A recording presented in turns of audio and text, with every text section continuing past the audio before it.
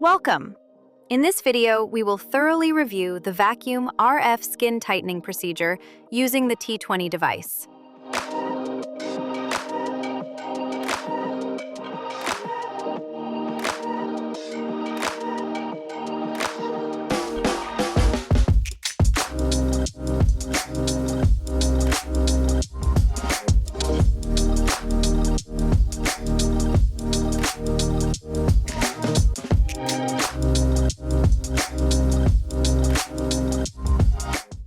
You will learn about the mechanism of action, clinical outcomes, indications, contraindications, and the step-by-step treatment protocol.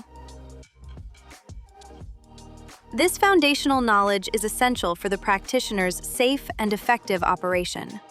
Vacuum RF skin tightening is a device-based modality that synergizes radiofrequency energy with vacuum-assisted mechanical massage. The RF waves induce deep dermal and subcutaneous adipose tissue hyperthermia. Simultaneously, the vacuum exerts a mechanical stress on the tissues.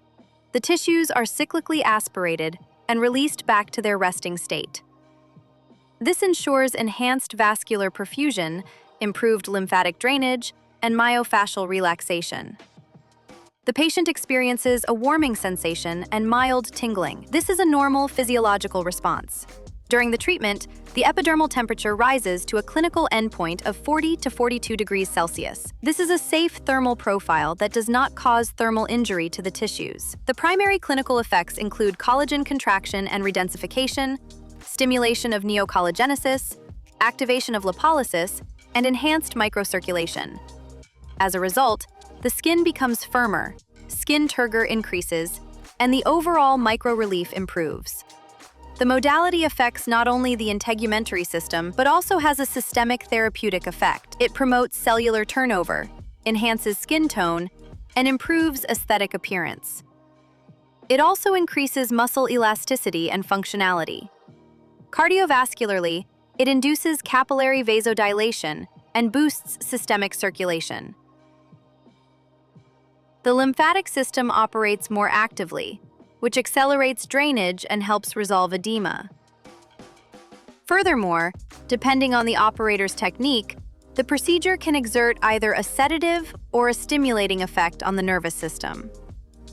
The treatment is indicated for skin laxity, ptosis, rhytids, jowls, localized adiposity, striae, as well as photoaging and chronological aging. Pre-treatment, we strictly rule out contraindications.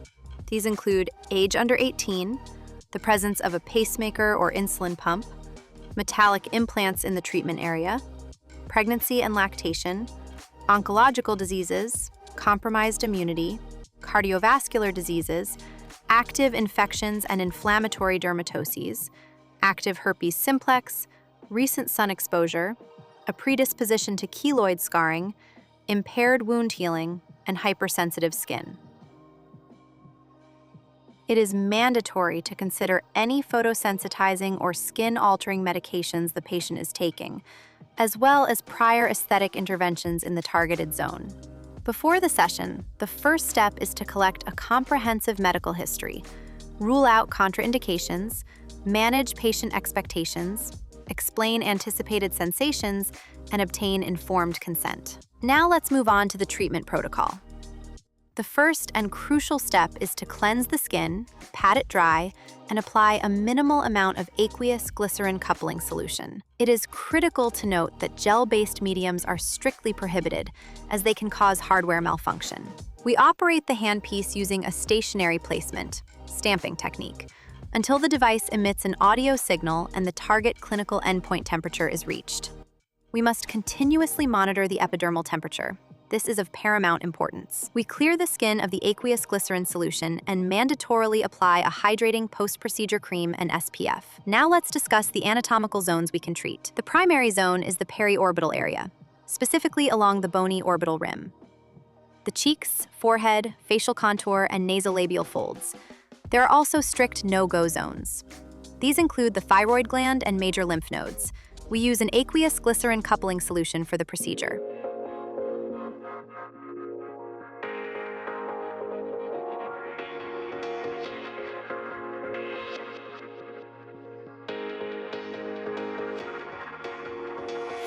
We use an aqueous glycerin coupling solution for the procedure. We apply a small amount to a brush and then distribute it over the skin.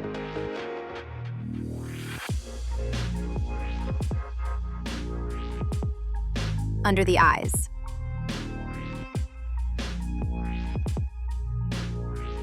Only a minute quantity is required. I reiterate, under no circumstances should we use gel textures as they can damage the device.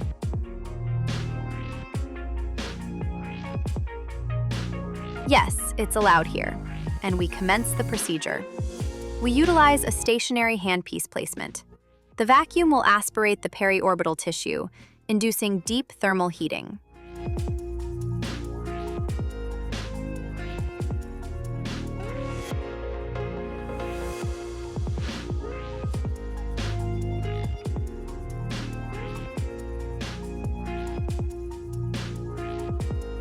And we treat the entire zone systematically to achieve the target clinical endpoint temperature, which is 40 to 42 degrees Celsius. Transient erythema may develop during the session. This is a normal physiological skin response to the treatment.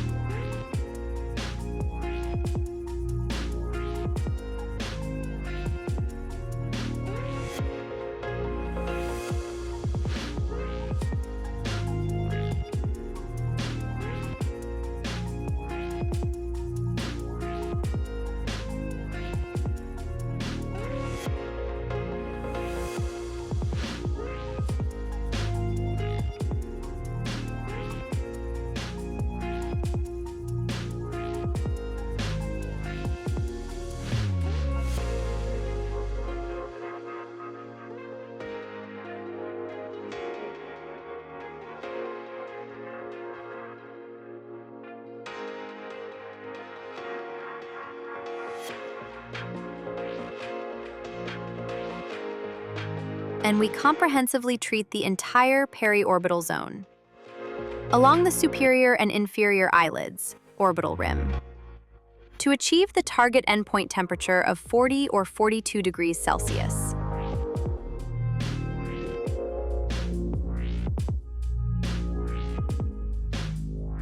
Post-procedure, mild erythema and edema may occur. This is a normal physiological response to the treatment.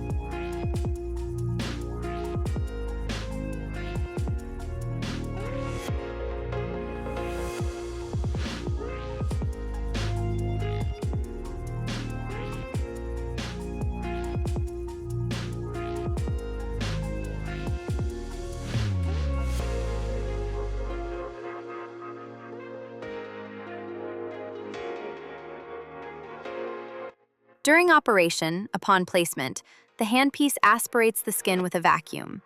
Then, once the target temperature is reached and exceeded by 1 degree, the device automatically releases the vacuum, allowing us to reposition the handpiece to the next adjacent zone.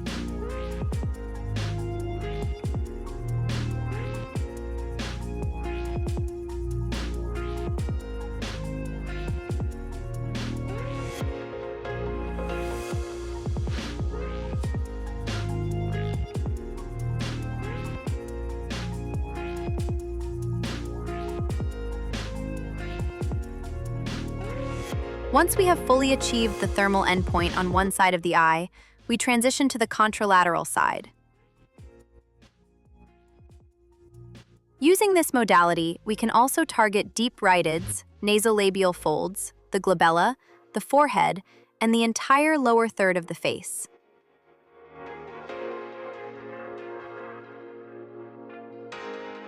After we have thoroughly treated the area, we prep the skin with chlorhexidine to remove the aqueous glycerin residue, and subsequently apply a hydrating cream and SPF.